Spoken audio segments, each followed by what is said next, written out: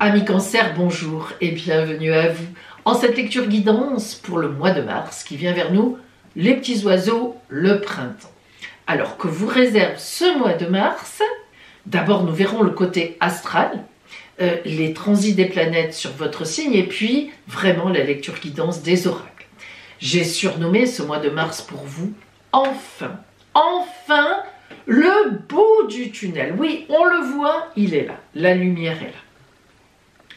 Alors, amis Cancer, en ce mois de mars, eh bien, il y a le Soleil dans le signe du Poisson, il y a aussi Mercure et Neptune, bien sûr, en Poisson, qui est là depuis quelques années. Mais l'alliance entre Soleil, Mercure, Neptune en Poisson va véritablement vous permettre à vous d'atteindre enfin un objectif que vous vous étiez fixé, mais certainement, il y a vraiment un moment. Bon.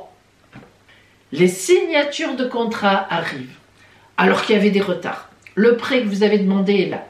On est d'accord avec vous, alors qu'on était un peu contre. Même si vous étiez soutenu. Mais matériellement, ça ne donnait pas grand-chose jusqu'à présent. C'est enfin le mois d'un vrai redémarrage. Et même plus que ça. Si vous étiez fatigué au niveau santé, croyez-le, ça devrait vraiment aller mieux. Soit que vous trouvez un médicament qui vous convient, ce qui n'était pas le cas jusqu'à présent, soit que on arrive à vous guérir de quelque chose, voilà. Bref, soit que vous vous sentiez mieux tout simplement, vous aviez fait un burn-out, une dépression. C'est un très beau mois pour vous remettre sur pied et redémarrer. Croyez-le, la présence de Mars et Vénus, Mars, l'action, réaction, Vénus, l'amour, la douceur, ensemble, en Verseau, vous envoie des velléités, des énergies de changement. Mais dans le bon sens, dans le sens de la passion, même de l'argent, dans le sens de la séduction, vous vous redressez. Bon, vous retrouvez votre posture. La nouvelle lune du 10 mars en Poisson sonnera vraiment la fin de cette sale période. Parce que quand même, là, vous en avez vécu des trucs. Alors, c'était pas forcément dramatique, et je vous le souhaite. Mais ça a été lourd. Ça allait encore un peu, mais je vous assure, vous sortez la tête de l'eau. Vous savez, l'eau, elle est là, et ça y est, le nez sort là. Ça y est, on respire. Vous allez être enfin libre. Vous allez enfin ressentir la liberté qui vous emmène vers vos objectifs comme depuis longtemps vous ne l'aviez pas ressenti. Nous allons voir maintenant la parole des oracles pour vous. Nous allons voir maintenant pour vous donc la parole de l'oracle à travers cette lecture guidance. Mais je vous annonce aussi que vous me l'avez beaucoup demandé. Ça y est, j'ouvre les inscriptions au stage d'astrologie qui aura lieu les 3 et 4 et 5 avril à la Seine-sur-Mer dans le Var. Il y a un logement prévu facile, enfin, etc., etc. 3 jours d'intense travail en astrologie pour vous apprendre les bases de l'astrologie, comment établir un thème de naissance, un thème natal, comment établir la révolution solaire, c'est-à-dire les transits, le prévisionnel pour une personne en astrologie, les synastries de couple, les compatibilités, bref, vraiment un stage extrêmement complet que j'ai beaucoup préparé en travail et donc ça y est, tout est prêt, je vous le propose. Vous pouvez m'appeler pour d'autres renseignements ou bien me faire un email, je vous enverrai le programme détaillé. Allez, amis Cancer, voyons maintenant ce qui vient vers vous en énergie générale en ce mois de mars pour vous.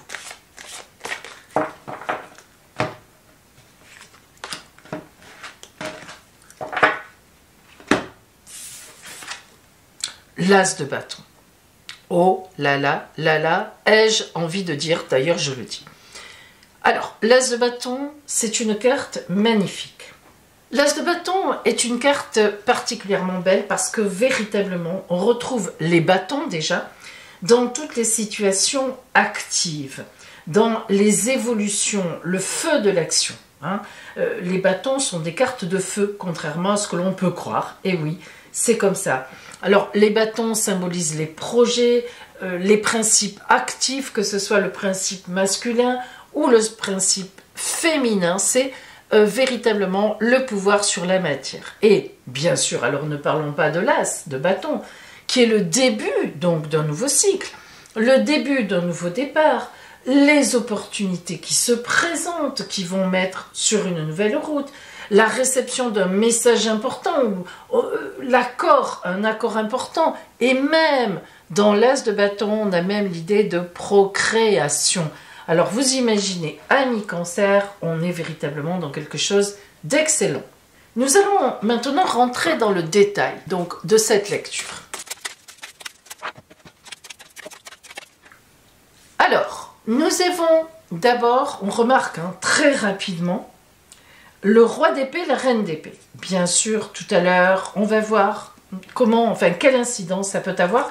Et puis, on voit tout de suite aussi qu'on a un arcane majeur, un seul, mais pas des moindres, le chariot. Waouh, le chariot, c'est vraiment le grand mouvement. Bien. Nous commençons par l'énergie interne, l'énergie avec laquelle vous démarrez en vous. Ce mois de mars, nous avons le 7 de denier et la reine de denier. Le 7 de denier, comme tous les 7, c'est une victoire. Les deniers, c'est l'argent. C'est pas la peine de chercher autrement l'argent, les biens, les possessions. On voit que vous commencez le mois de mars avec des possessions, avec vous, avec de l'argent. Vous n'avez pas peur, vous ne manquez pas d'argent. En tous les cas, vous estimez que vous en avez assez pour faire ce que vous avez à faire. Et d'ailleurs, oh là là, la reine de denier vient compléter ce sentiment en vous. La reine de denier qui est, comme toutes les reines, quand on voit une reine, on pense à la mère protectrice. Donc, de denier, l'argent, les biens, une fois de plus. Donc, soit vous êtes une femme riche, et tant mieux pour vous. En tous les cas, vous savez que vous avez les moyens de faire ce que vous avez plus ou moins envie de faire avec bonheur. Soit, ce n'est pas vraiment le cas, et vous savez qu'en ce mois de mars, vous allez recevoir une aide. Alors, ça peut être une aide familiale, ça peut être de l'argent qui rentre d'une certaine façon, mais il y aura quand même toujours cette idée de protection. Hein. Alors, c'est vrai qu'au début de ce mois, je le dis, financièrement, amis Cancer, vous devriez être très bien placé. Et comme vous avez un projet dans votre cœur, on a l'as de bâton qui arrive de l'extérieur, ça veut dire que ça va quand même pas mal bouger. Alors, l'objectif de votre mois, on a le roi d'épée. Le roi d'épée nous parle d'un homme juste, d'une situation que la vie reconnaît être juste dans votre objectif. Mais attention, le roi d'épée, en admettant que vous soyez dans une procédure juridique, que vous y soyez déjà, annonce un jugement en votre faveur. Alors, à part la procédure juridique dont je vous ai parlé, revenons à ce fameux roi d'épée dans votre objectif. Comme tous les rois savent très bien ce qui se passe autour d'eux, on vient le leur dire, ils réfléchissent toujours sainement, on est dans la symbolique, et les décisions qu'ils prennent sont toujours les bonnes, et enfin, quatrièmement, elles sont appliquées et sans discussion. Alors ce roi d'épée, c'est quand même le roi qui tranche, c'est le roi du combat. Alors, pour votre objectif, amis Cancer, parce qu'on voit bien, du coup, qu'il y a un objectif un peu particulier que vous avez en tête, il va falloir vous battre, quand même. On a quand même cette idée de combat, ou tout au moins cette idée où il va falloir y aller.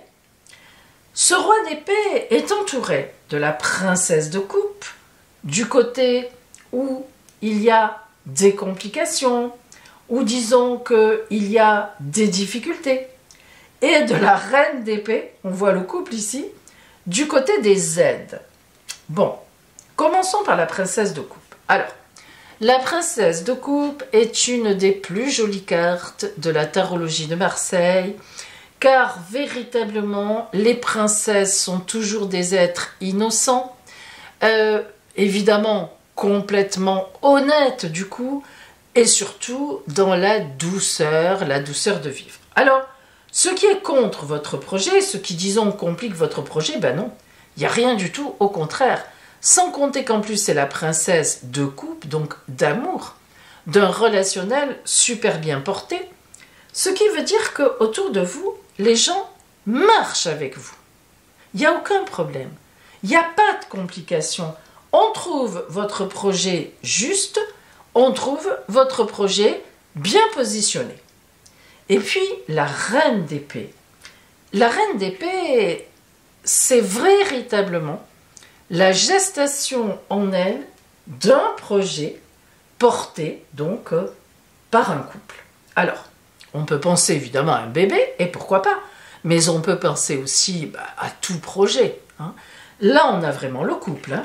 Roi d'épée sur votre projet, que vous imaginez-vous, que vous portez surtout vous, Cancer, et reine d'épée, alors que vous soyez un homme ou une femme, là on a le couple. C'est-à-dire que ce soit l'un ou l'autre, on voit bien que ce projet est porté par vous et par votre compagnon ou votre compagne complètement avec vous, par amour d'ailleurs notamment, mais vous aussi vous êtes aussi célibataire, et bien tout simplement ça représente de la famille, des amis intimes qui sont avec vous dans ce projet ou qui sont prêts à vous aider dans ce projet.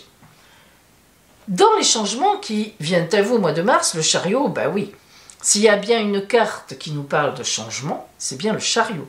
Alors, avec le chariot, on a l'idée d'un déménagement. On a l'idée d'un positionnement différent en action. On a l'idée qu'on bouge matériellement pour se conformer à ce qu'on veut faire. Dans le chariot, il peut même y avoir la vente d'un bien pour en acheter un autre. L'achat d'un bien tout simplement avec de l'argent qu'on a reçu ou un prêt bancaire. Bref, il faut que vous adaptiez à votre situation parce que avoir dans le changement, dans la case du changement, le chariot, c'est un grand changement par rapport à ce que vous avez fait jusqu'à présent et qui correspond effectivement au montage, évidemment, de ce projet.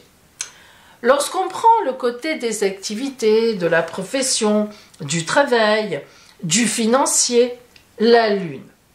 Alors la lune, attention, c'est pas quelque chose qui est tout de suite dans la lumière. Hein. Vous voyez, et j'adore la symbolique de cette carte, j'adore, parce que c'est vraiment bien fait. La lune en tarologie de Marseille, c'est une attente d'abord. Il faut savoir que la lune, on est dans la nuit. Quoi qu'on dise, la lune, c'est la nuit. Alors elle est claire, mais c'est la nuit.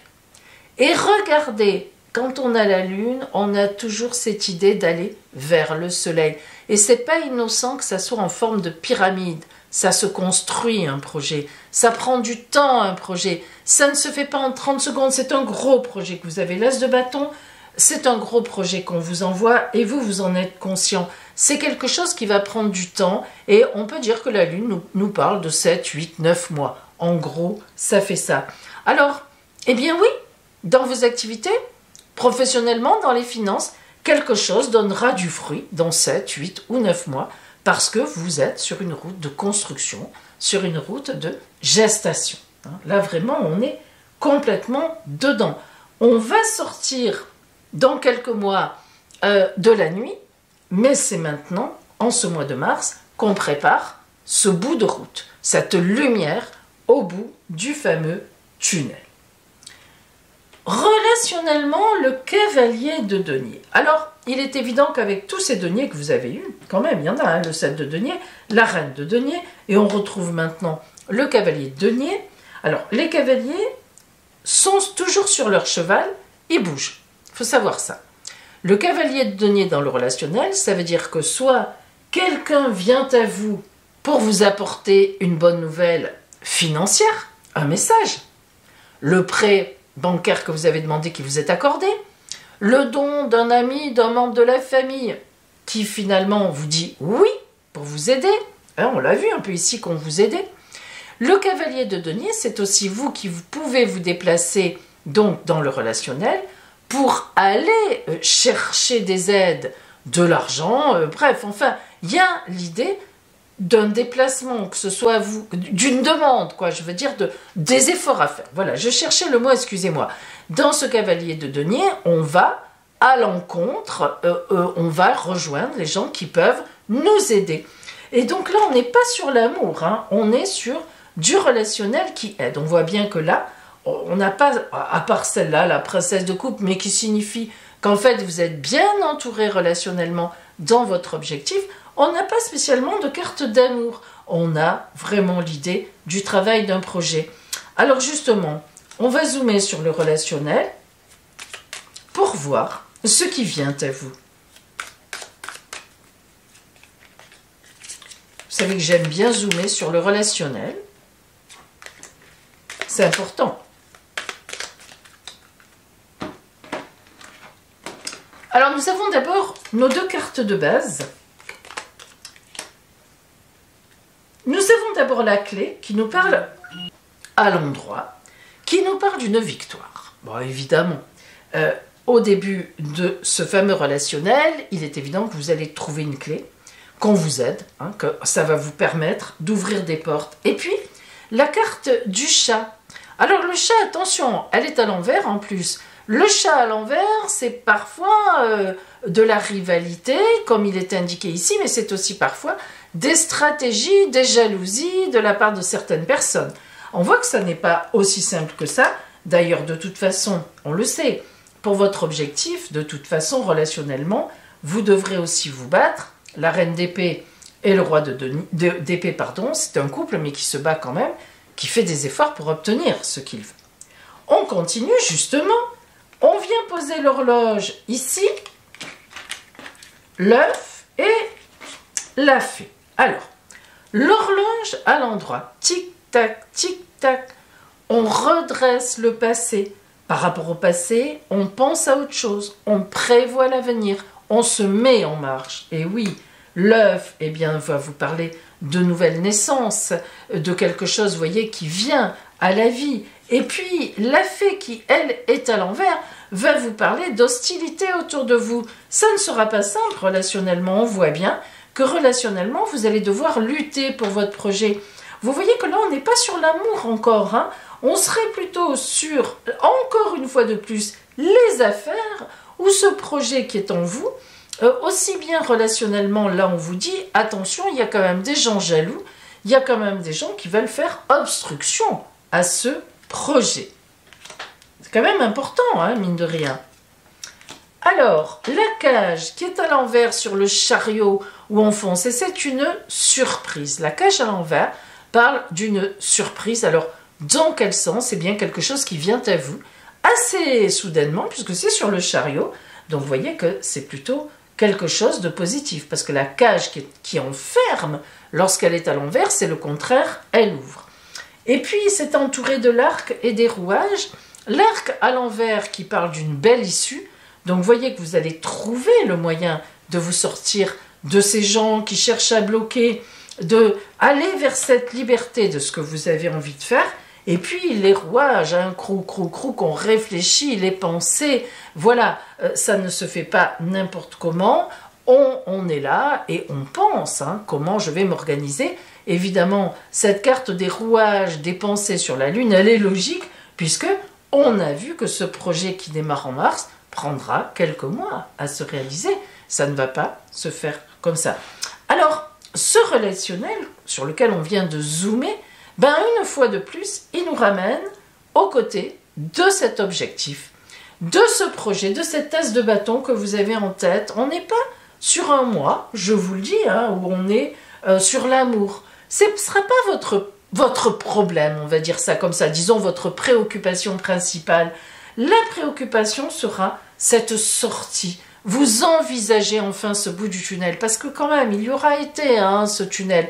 Et là, malgré des gens qui tirent encore, etc., malgré des choses qu'on vous dit, fais attention, gna gna gna gna gna gna, eh bien, vous allez ouvrir cette cage, elle est à l'envers. Ouf, vous allez pousser un grand ouf, véritablement de soulagement. Donc, je crois que c'est même la deuxième fois, le deuxième mois où on voit que vous commencez à sortir la tête de l'eau. Bon, ben voilà, hein, ça ne se dément pas, on va vers ça. Allez, votre petite carte de l'oracle Donna en conseil pour vous.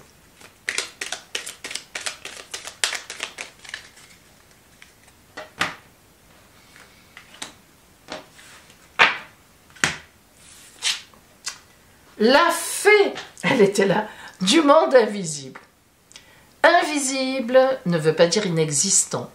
Ne pas voir ne veut pas dire ne pas croire. La fée, la créature au-delà de l'espace-temps, t'invite à repenser tes préjugés en les faisant choir. Les choses ne sont pas ce qu'elles semblent être ici. Ouvre ton esprit à plus de possibilités en éclairant tes pensées d'une lumière infinie. Explore le potentiel de toute l'immensité qui t'est donnée. Voyez les rouages, la pensée, la lune, la gestation. Ami Cancer, cette carte confirme vraiment que vous êtes à l'éveil d'un grand projet. Ou tout au moins de enfin vous libérer de quelque chose qui vous a tenu enfermé, mais pendant des semaines. Donc, allez-y tranquillement, ouvrez-vous à l'invisible, n'ayez pas peur, ça vient. La lumière est au bout du tunnel. En tous les cas, en ce mois de mars, c'est un beau démarrage. Bonjour à vous, mes amis. Aujourd'hui, je viens vous parler du stage en astrologie que j'organise donc le mercredi 3, jeudi 4 et vendredi 5 avril à la Seyne-sur-Mer dans le Var, donc à côté de Toulon. Ce stage en astrologie est aussi bien valable pour les débutants, ceux qui veulent devenir astrologues et qui ne connaissent pas du tout encore, ou tout au moins pas beaucoup, les compétences astrologiques, mais aussi pour ceux qui sont déjà astrologues, qui ont déjà des connaissances, afin d'apprendre à établir un ciel de transit. Voilà, il y en a qui connaissent un peu l'astrologie, les signes, etc., mais qui ne savent pas pour autant établir le ciel de transit qui permet de voir l'avenir d'une personne. Alors, ce stage est donc sur 3 jours. Au cours de ces 3 journées, eh bien, nous commencerons par apprendre évidemment les connaissances de base en astrologie, donc le zodiaque, le cercle zodiacal, avec les 12 signes du zodiaque, ça vous connaissez en général, vous savez que vous êtes né sous le signe du taureau, de la vierge, etc. Bien sûr, les domifications, les 12 maisons, donc qui permettent d'opposer l'ascendant et puis ensuite les 11 autres maisons, toutes évidemment le soleil et les planètes de notre système solaire qui ont évidemment, en tout cas quand on est astrologue on le pense, de l'influence sur nous. Et une fois que nous aurons étudié chaque signe, chaque interprétation, chaque planète, chaque maison, eh bien évidemment ce qui sera intéressant, c'est que nous apprendrons les différentes significations des interférences, des aspects entre le signe, les maisons et les planètes. Une planète, par exemple Vénus, en maison 11 dans le signe du Bélier, ça veut dire quelque chose et ça ne sera pas la même chose que Vénus en maison 6 dans le signe du Bélier ou Vénus en maison 3 dans le signe du Taureau, etc. etc. Tout ça, ça a un sens, tout ça, ça s'apprend, c'est déterminant et c'est déterminé à l'avance. Après, évidemment, c'est selon le ciel et donc ce sera l'étude suivante. Qu'est-ce qu'un thème natal? Qu'est-ce qu'un thème de naissance? Comment établir le cercle du thème de naissance? Vous pensez peut-être que c'est très compliqué, mais pas du tout. Je vous montrerai bien sûr comment on fait et surtout maintenant les logiciels qui sont à notre disposition, nous astrologues et peut-être vous futurs astrologues, et croyez-moi, ce sont des aides tellement précieuses qui nous permettent véritablement de gagner du temps. Moi, vous savez, quand j'ai commencé mes études en astrologie, enfin quand l'astrologie a commencé en fait à m'intéresser, je les ai finis depuis bien longtemps, on était encore à travailler sur les éphémérides dans les livres. Il fallait attendre qu'un éditeur sorte l'année qui nous intéressait, les années futures, avec toutes les positions des planètes pour arriver à faire le thème bien loin de quelqu'un. Maintenant, avec ces logiciels, ça qui est extraordinaire, c'est des centaines d'années. Parce que les planètes, elles ont un trajet qui est toujours le même. Elles avancent, elles reculent, bon, ça on en parlera. Donc, ensuite, comment donc établir le thème natal d'une personne? Et puis, surtout, troisièmement, comment établir une révolution solaire? Alors, on entend parler de révolution solaire, c'est-à-dire comment on peut faire des prévisions en astrologie sur le thème natal grâce au thème natal d'une personne avec les planètes qui continuent à tourner autour. Donc, quelle influence, quelle incidence pour telle année? On peut voir le passé, une fois qu'on sait faire le présent, évidemment, et le futur. Voilà, on peut voir toute la vie d'une personne en astrologie. On parlera de ça aussi. Et donc, si vous voulez, qu'est-ce qui va arriver avec cette personne? Dans quelle posture elle est en ce moment dans sa vie? Dans quelles énergies? Qu'est-ce qui vient vers elle, hein? C'est magnifique. Ça permet, si vous saviez, de relativiser les choses. Parfois, on se dit, mais qu'est-ce qui m'arrive en ce moment? Ben, bingo, voilà, c'est Saturne. Saturne est à un endroit dans mon ciel natal qui fait qu'elle le balaye à un certain endroit qui fait que je suis bloquée. C'est pas la peine, j'attends 5 ou 6 mois selon ce que me dit mon ciel et puis on verra bien. Voilà, en attendant, je travaille ce que me dit Saturne, etc., etc., etc. Et puis, évidemment, on s'exercera aussi sur des exemples à monter ensemble, vous, avec moi, à monter ensemble à partir de votre thème natal à vous. Justement, ça sera quand même intéressant. Vous serez la première personne concernée, vos transits, les grands transits qui viennent à vous sur les 3, 4, 5 années. Après, quand vous savez faire, vous prenez l'éphéméride, le logiciel, vous mettez telle année et vous voyez ce qui vous arrive. Donc voilà, c'est passionnant. Alors, on fera plein d'exercices pratiques comme ça. D'ailleurs, je vous demanderai de venir avec les dates de naissance des personnes qui vous intéressent et si possible, leur heure de naissance. Et justement, dans ce stage, je vous apprendrai aussi quelque chose de super intéressant, c'est d'établir l'heure de naissance de quelqu'un qui ne la connaît pas, cette heure de naissance. Je vous montrerai comment un astrologue arrive à savoir à quelle heure une personne est née grâce à 5 ou 6 questions que vous posez à la personne de son passé pour établir justement son heure de naissance. C'est passionnant, je vous le répète. Alors, 3 jours de travail intense. Pour ce stage, le prix est de 490 € pour les 3 jours, avec tous les documents en téléchargement que je vous envoie 15 jours avant le stage pour que vous ayez le temps d'apprendre la signification des maisons, des planètes, etc., les domifications. Donc tous les documents qui sont compris dans le prix du stage, et vous verrez au stage, vous aurez 2 surprises très utiles pour devenir de parfaits astrologues qui seront évidemment comprises aussi ces 2 surprises, ces 2 supports dans le prix du stage. Donc 490 € pour les 3 jours. Il faut, pour réserver votre place, je limite à 15 personnes. Je limite à 15 personnes. Hein. Ça va très vite. Je vous le dis parce que c'est vrai. Il faut, pour réserver ce stage, vous m'envoyez soit un chèque, soit un virement de 190 € et ensuite vous réglez la différence le premier jour du stage. Bien.